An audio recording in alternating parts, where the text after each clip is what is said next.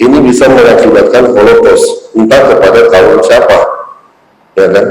Dan di museum ini yang kita perangi itu bukan hanya antisemitisme atau anti-Yahudi, tapi juga Islamofobia, anti-Kristen, anti-Buddha, anti-Hindu, dan lain-lain. Jadi lebih ke urusan humanitarian atau humanisme. Dan saya yakin kalau bicara urusan humanisme, ini jauh melebihi segala hal-hal yang bersifat persekusi, misalnya agama atau suku dan lain-lain. Jadi ini beyond everything yang ada di dalam tragedi ini. Makanya saya tampilkan juga para orang-orang misalnya orang Muslim yang menyelamatkan orang Yahudi, orang Kristen, dan juga orang Indonesia yang menyelamatkan seorang bayi Yahudi di Belanda. Jadi kalau dibilang relevansinya, yaitu ada orang Indonesia juga, dan juga ada video tentang pahlawan Indonesia yang pernah ada di kamp konsentrasi. Banyak kan yang juga tidak tahu soal ini. Jadi saya ingin mengedukasi saja pada dasarnya, lepas dari masalah-masalah konflik lain yang tidak ingin saya terseret atau terlibat lebih jauh. Terima kasih. Ya Pak Yaakov, tapi mungkin bisa dijelaskan sebenarnya apa sih isi dari museum ini? Apa yang bisa kita dapat pada saat mengunjungi Museum Holocaust di Minahasa ini?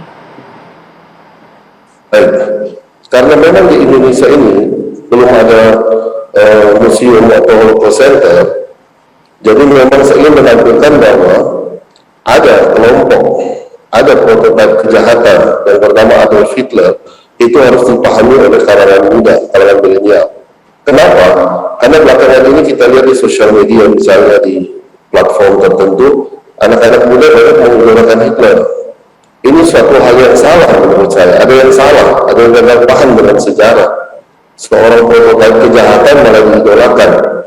Sehingga saya merasa saya perlu berbuat sesuatu, yaitu lewat jalur edukasi, dan saya ingin membuat sebuah museum atau center di mana kita bisa belajar bersama.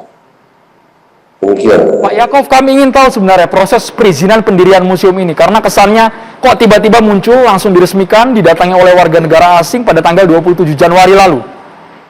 Oke, baik. Akan saya jelaskan ya. Jadi ini memang museum bersifat pribadi. Sehingga untuk perizinan tidak perlu ribet seperti mendirikan yang namanya museum negara. Dan juga untuk bangunan ini statusnya milik pribadi dan ada di kompleks sinagoga. Dan kami mengalihfungsikan, kami sudah berdiskusikan dengan dinas terkait, misalnya dinas kebudayaan daerah, bahwa untuk intinya sih saya bukan mendirikan museum baru ya dari nol. Kalau museum baru dari nol itu butuh perizinan yang sangat ribet, tapi karena ini alih fungsi dari bangunan yang sudah ada, sehingga itu bisa berjalan lebih mulus, dan karena tujuannya untuk edukasi, untuk kebaikan bersama, sehingga ini direstui. Nah, kalau kemudian ada pertanyaan kenapa melibatkan misalnya ada pihak Dubes, karena pada saat yang sama kita merayakan Hari Internasional Holocaust Remembrance Day. Ini adalah sebuah perayaan yang merupakan resolusi dari PBB, di mana dirayakan oleh orang-orang Yahudi dan juga korps diplomatik. Sehingga sebelum merayakan memperingati acara tersebut, saya menyurati beberapa kedutaan besar, dari kedutaan besar negara Eropa, Timur Tengah, Asia. Saya surati termasuk FKUB daerah. Saya surati juga MUI Sulut. Bahkan saya beraudiensi, membawa sendiri undangannya ke MUI Sulut. Saya pergi ke Keuskupan Manado dan seterusnya. Saya mengundang semua untuk ke Bupati juga saya datangi secara pribadi, karena saya ingin pada saat yang ini kita mempunyai momen spesial, kita mendirikan sebuah tolerance center yang saya namakan Holocaust Museum gitu. Yeah. Jadi targetnya bukan cuma untuk kepentingan orang Yahudi saja. Kebetulan saya berasal dari latar belakang Yahudi, tapi saya mau kita semua bisa belajar dari peristiwa itu. Yeah. Sehingga Dubes Jerman menyambut untuk datang, dan saya mensyukuri karena memang ini sebenarnya program dari PBB, tapi menggunakan dana pribadi kami, tidak ada menggunakan misalnya bantuan dari siapapun dari pihak luar. Yeah. Pak Yaakov, tadi apa arti dari direstui tadi Anda sampaikan oleh dinas dan juga pemerintah terkait? Adakah misalnya izin tertulis mengenai museum ini? Untuk memiliki museum yang dalam arti seperti museum daerah atau negara, itu memang memerlukan IMB dari awal sebagai museum. Nah, sementara kami kan mengalihfungsikan bangunan. Bangunan ini sudah ada sebelumnya, hanya di format saja, di besar. Itu jadi memang tidak ada masalah dengan itu. Kami koordinasi dengan dinas terkait, karena kan untuk membuat kepala daerah tidak sembarangan, tetap harus ada koordinasi dengan bawahan dalam hal ini dinas terkait.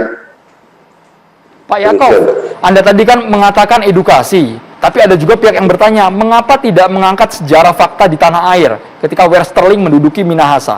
Kenapa harus kejadian di Eropa, bukan kejadian di Indonesia?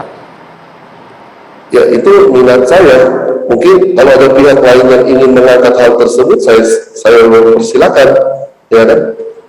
Ini kan kembali ke masing-masing apa yang ingin kita sampaikan, gitu.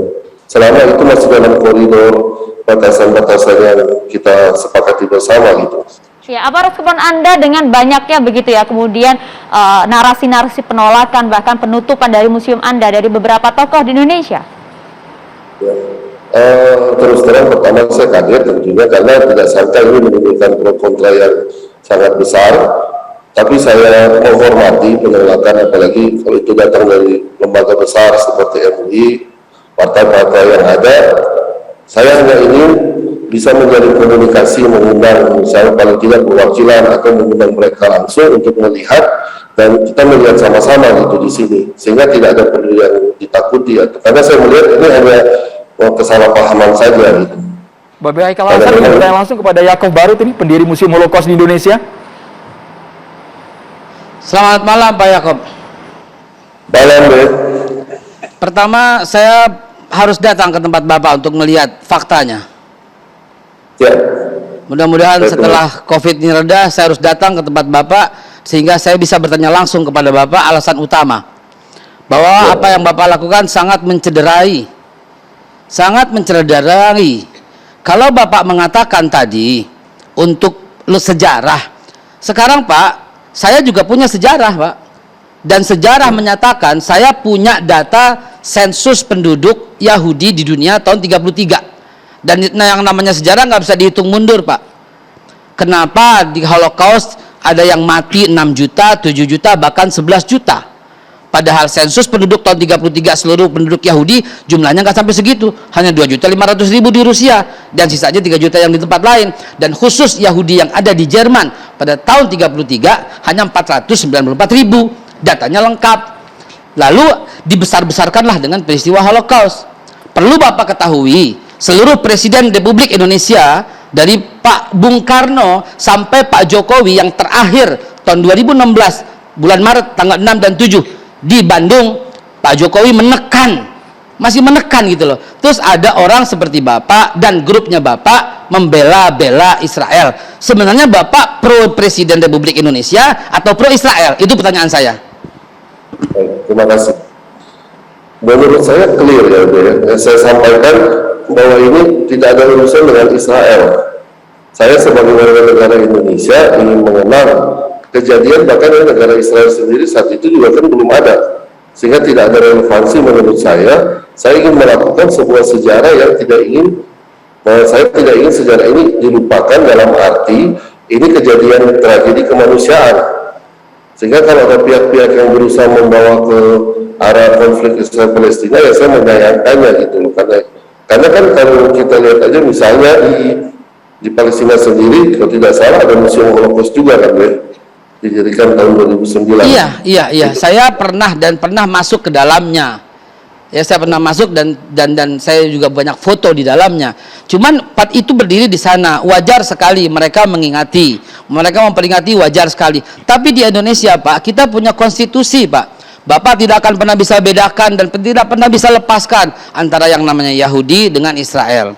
Lagi pula Pak, saya juga membaca 6 jilid buku Winston Churchill yang judulnya The Second World War. Nggak ada satupun dokumen yang mendukung Holocaust. Ya, ini masih kontroversi. Yang kedua apa? Kesaksian korban Nazi yang masih hidup, dan dia menulis buku waktu masih hidup, namanya Paul Resigner. Beliau mengatakan tidak ada penyiksaan seperti itu, yang ada 182.000 orang saja yang terbunuh. Sehingga kalau umpamanya mau dilihat ya Pak ya, berapa jumlah di Bosnia Herzegovina yang dibantai oleh Serbia, berapa jumlah penduduk Irak yang dibantai oleh Amerika, berapa jumlah penduduk Libya yang disikat oleh Amerika dan sekutunya, berapa jumlah penduduk Lebanon yang disikat. Jadi Pak, ini terlalu berlebih-lebihan dan sangat terlalu kelihatan membelanya. Kalau Bapak mengatakan itu sejarah, saya bisa ungkapkan sejarah lebih detail ketika saya datang bertemu dengan Bapak untuk menyampaikan bahwa Holocaust itu adalah hoax terbesar. Bahkan saya mengutip semua pendapat-pendapat dunia, Pak. Bapak mungkin kenal Arthur Jones, sangat terkenal di Amerika, ahli sejarah. Saya punya catatan dan saya punya hubungan komunikasi dengan Profesor Holocaust yang menyatakan Holocaust tidak sebesar itu dan tidak perlu dibesar-besarkan, sehingga Holocaust menjadi ajang untuk pengumpulan duit jutaan dolar bagi Israel. Keras sekali, Babe mengatakan Holocaust adalah hoax terbesar. Sesaat lagi Bapak Yakov dijawab. Kita harus jeda dulu, hanya di catatan demokrasi pemirsa.